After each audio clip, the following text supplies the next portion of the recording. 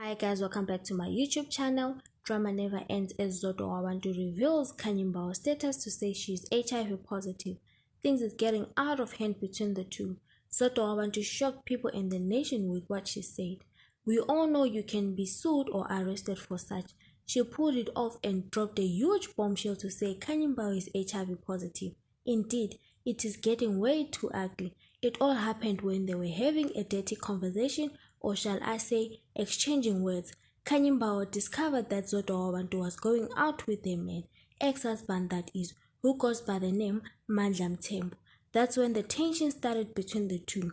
During exchanging of words, Khanyi Mbau accused Zodwa wabantu saying Zodwa is trying to infect her with HIV and AIDS since she was going out with the ex-husband. That's when Zodwa wabantu exploded and said what she said. Thank you guys for watching my YouTube channel. Don't forget to like, subscribe and comment down below. I love you.